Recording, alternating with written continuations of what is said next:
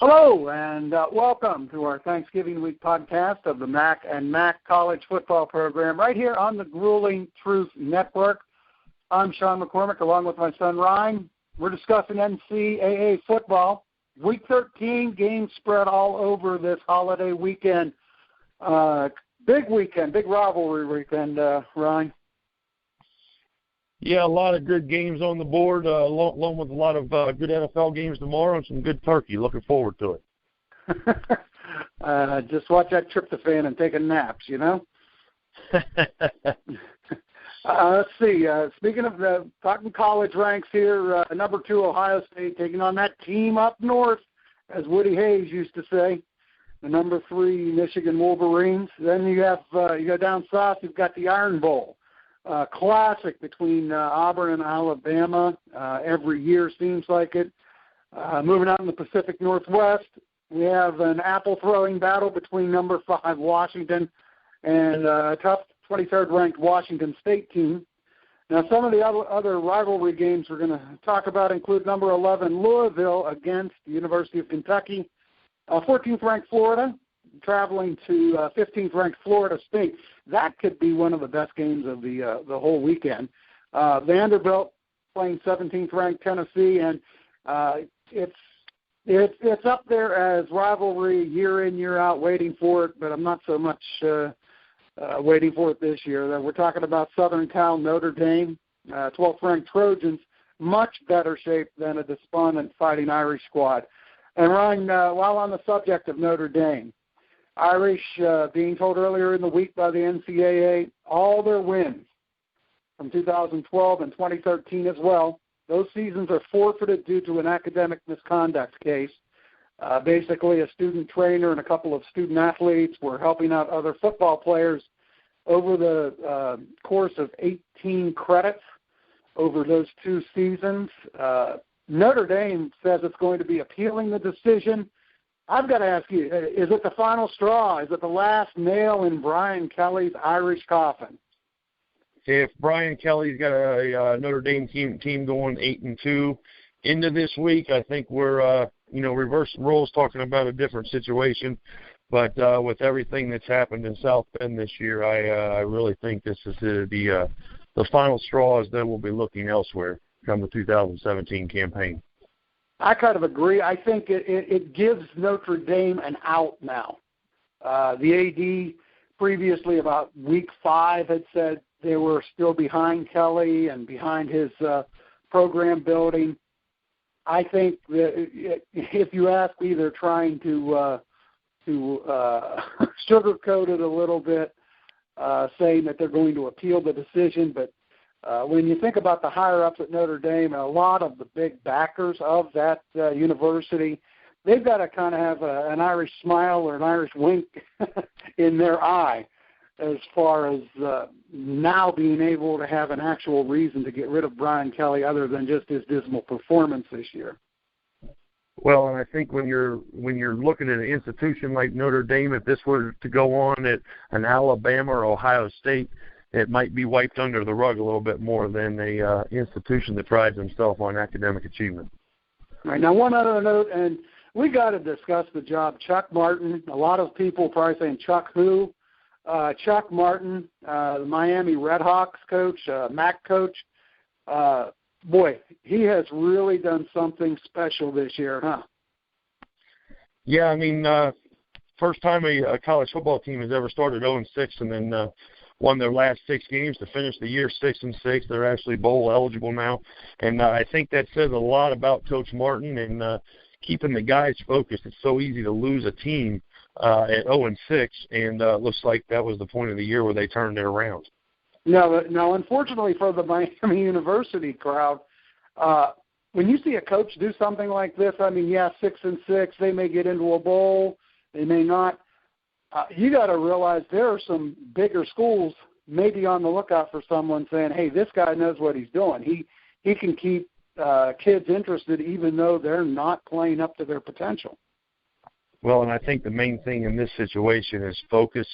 It's so easy to lose focus. As I just said, when you're 0-6, keeping players on the same page, and obviously he's done that to finish the year strong with a 6-0 record in the second half of the year.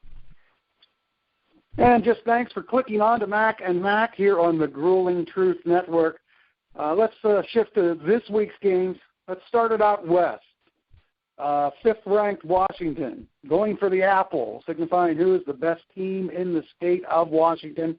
Now the Huskies taking on Mike Leach's 23rd-ranked Washington State Cougars. What do you think about the quest for the Apple Cup, Ryne? Well, I think you're going to see plenty of points scored in this game for one. As a Mike Leach offense normally puts a lot of points on the board. The Huskies are doing a pretty good job of that this year. Really was good to see the Huskies bounce back after the loss to USC 2 weeks ago, and I look for the Huskies to win the game. Yeah, I mean, coming back against Todd Graham, or as a lot of my cohorts in the Pittsburgh area, because Graham kind of left Pitt high and dry. They like to call him Fraud Graham. Coming back and beating Arizona State by a score of 44-18. That shows that they didn't take it to heart, that they just had a bad game. At least that's what I'm looking at. Now they the had other a bad side, game. They regrouped and came back the next week ready to roll, as they did. Now speaking of the Cougars and Mike Leach, the air raid system he's got. How about this for quarterback Luke Falk?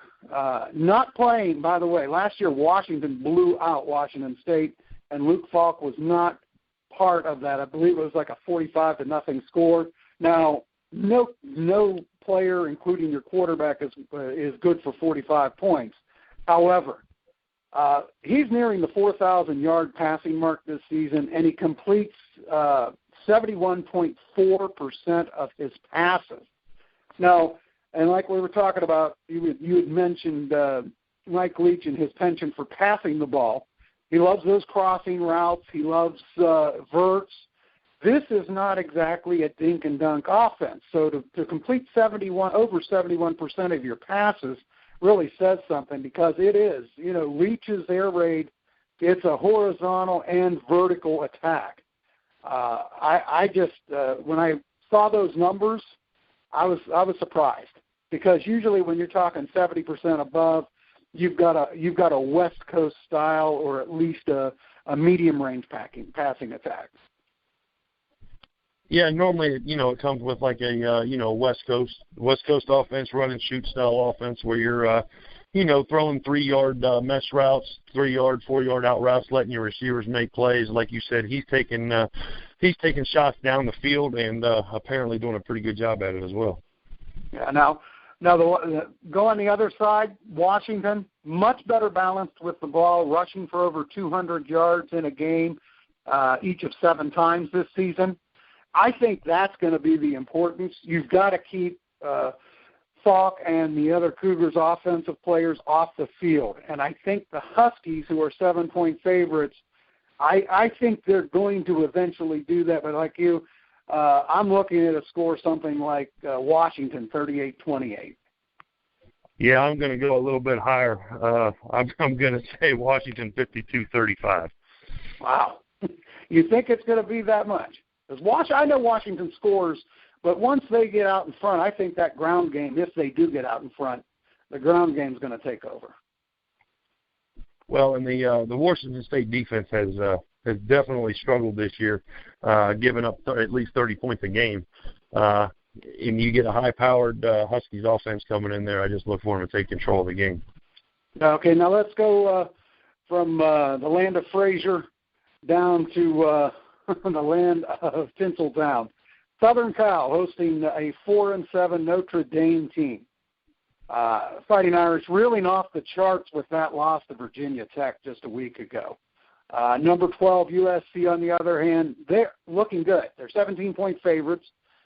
We discussed the big distraction to the Irish already, that grade scandal, if you will. Now, a win is a necessity for Brian Kelly to even get consideration to keep wearing blue and gold polo. I mean, I just don't see it happening without that.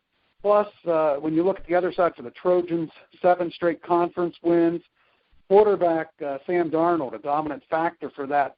He took over the offense week 4, and they've just been rolling since then.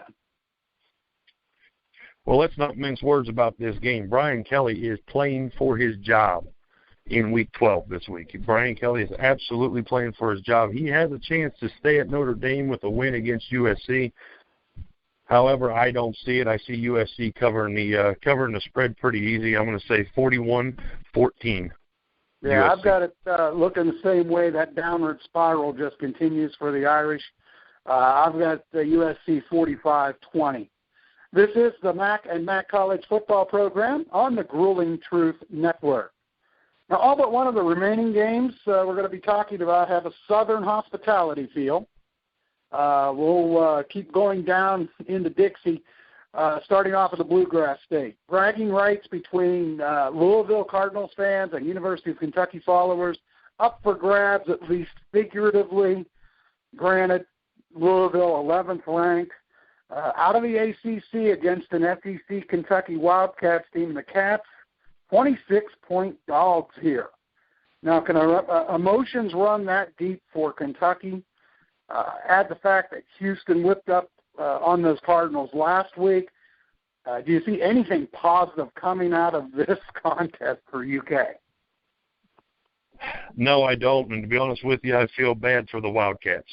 Losing a game like they did last Thursday to Houston, it's got to have that team pretty fired up and pretty focused. As things play out, they still have a chance to get into that playoff spot, and definitely a good bowl bid. I look for them to cover that spread easy, put up a lot of points. I'm looking Louisville 48-21.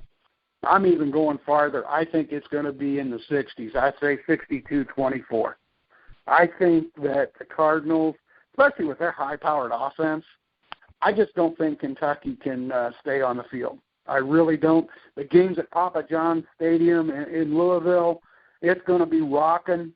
It's a big and maybe not quite the caliber of rivalry that comes with the basketball version of these two schools, but still, the folks in Louisville definitely want this, and I think that the Cardinals players are going to come out and say, what happened last week against Houston, that was just a big mistake.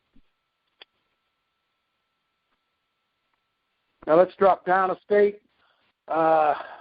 Pretty quick to get from Louisville to Nashville. And that city, Music City, is going to be a buzz. Vanderbilt hosting 17th-ranked Tennessee. Now, Ryne, we've both been to Nashville several times, and you know as well as I do, even though Vanderbilt's the home team, there's a lot of Rocky Top fans right there in Music City. Oh, absolutely. I'm sure there's deep frying turkeys, and they've already started the tailgating now. If I know Nashville like I think I do, making the 2-hour drive over from Knoxville is not going to be a problem for them. And I just don't see Vandy staying in this game, even though they're at home. I look for Butch Jones to have Tennessee and company rolling. Now, see, it's a 7-point game. They're favoring Tennessee. Now, at 24, the Vols, they definitely need to enhance bowl opportunities. Now, the Commodores, they can even their record and help secure a bowl spot with a win. Do you really think that Tennessee's going to wipe them out? I don't think so. I think the Vols are going to win, but I don't even think it's going to be by the 7 points.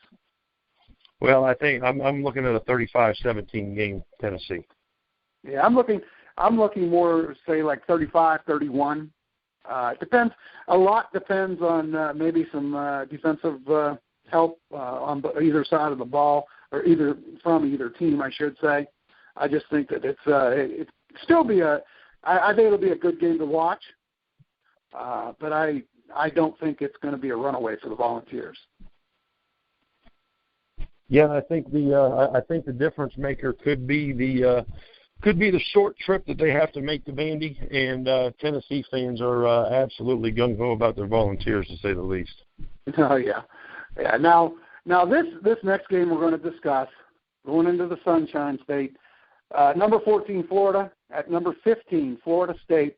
Can't get much more equal than that as far as the polls.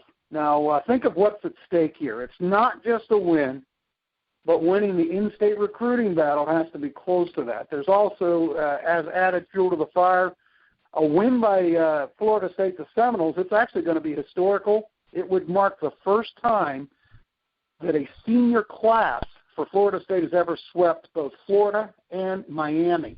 Once again, there's the recruiting factor. Now, Florida State favored by 7.5. Thoughts on that? I mean, Florida's been playing some tough ball. Florida State started off slow and has started to pick it up now. Now, Florida's defense is playing very, very good football right now. Offensively, not so much. Florida State's getting it together. I'm just hoping that all the air about Jimbo Fisher possibly going to LSU is not going to have an impact on this game. I was surprised to see that come out before this game. I'm wondering, and it obviously, I think it came from an LSU reporter. Seeing that, I mean, that was kind of a shock because Jimbo Fisher, he's king at Florida State. Of course, he'd be king at LSU as well. But I have a hard time seeing him leaving. Just the way he stuck around, waiting for his chance to be a Seminoles head coach. Well, and he waited his time in waiting for Bobby Bowden to leave, and he's taken made the most of his opportunities. And I think moving to LSU is a pretty good jump in the coaching circle. Are you saying that just because you're going from you're to saying the that SEC? Because, yeah, you had to get the SEC big in there, didn't you? I think when you're talking Division I college football, if you have a chance to go to any SEC school, that is the premier top conference that is ultimately the goal. You, sir, are an SEC snob. Yes, sir. And you don't have any bones about it, do you? No, sir. Now, getting back to Florida State, Dalvin Cook, he's returned to his prime rushing game, nearly 1,500 yards gained so far. He's still getting an inkling of some Heisman consideration, but he's going to be running, like you said, into a tough Gator defense. Florida ranked 5th in the nation for total defense.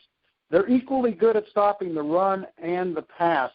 And honestly, that's why I'm going to pick an upset here. I think that it's going to be Florida 28-23. I'm going to go ahead and still play Florida State. I think the Florida's defense is going to come up big, but they just don't have the offensive power. I'm going to say Florida State wins a close one, 21-17. Now, just a reminder, you are attuned to the Ruling Truth Network and listening to the Mac and Mac College Football Podcast. Now, it's not spectacular on paper. Historically, though, the Auburn-Alabama clash for the, quote, Iron Bowl always seems to please college fans, not only in Alabama, but throughout this country. You have 8-3 Auburn, heavy underdogs, 17 points to number 1 ranked Alabama. Now, number 13 isn't a slouch for the Tigers, but Crimson Tide, well, they are the Crimson Tide. Auburn's defense has surrendered only 15 touchdowns all season. Bama's offense grinds up over 430 yards per game. What are the chances of the Tigers stopping that potent of an offense? I don't think there is a chance of it. I've been on Bama since week 1. I think they're the best team in the country by far. They're just sound in the 3 phases of the game, special teams, defense, and offense, scoring 400 points a game, holding teams to under 14 points a game. Bama rolls. I think it's time. I'm going to say Bama's going to win, but I think Alabama and Nick Saban, they're going to have a little tougher time. I think Auburn is going to give them a game, given the fact that they do keep teams out of the end zone. I'm still going to say Bama, and I'm still going to say a high score, but I'm looking at somewhere around 45-35. I'm going to go 38-17 Bama. Okay, now, Big Ten clash. It's Michigan, OSU, Harbaugh versus Meyer, Midwest recruiting supremacy, and it's also all about the winner having the upper hand and keeping a college football playoff spot. Now, the Wolverines are expected to lose in Columbus by 7 points this weekend. I look for a really low-scoring game. Both teams will be playing for field position. In other words, that typical Big Ten style game that you so much hate. And as much as I hate that style of Big Ten play, I will be sure to tune in. This is the game that I'm going to watch this week. I think it's going to be a dogfight. It's going to be a great defensive battle. I like Michigan in the upset, 24-21. Well, before I give you my my pick, I really got to let you know, even if the Buckeyes win, it doesn't even guarantee a spot in the Big Ten championship because they dropped one to Penn State. Now, it will take a Michigan State upset over Penn State for that to happen. The win does solidify OSU's chances to still gain that playoff spot. Michigan, much simpler task, just win over Ohio State, moves on to the Big Ten championship game in Indianapolis, and also provides a stronger setting for one of those final playoff decisions. And it's really hard. I don't know how you're going against Ohio State at home right now, but I'm going to say 17-13 Buckeyes. I'm drinking the Harbaugh Kool-Aid, and he's got those players ready to go. They slipped up against Iowa a few weeks ago, and I don't see it happening again. Okay, well, I want to thanks a lot, Ryne, for joining us again. Mac and Mac College football program. Everyone have a great Thanksgiving weekend.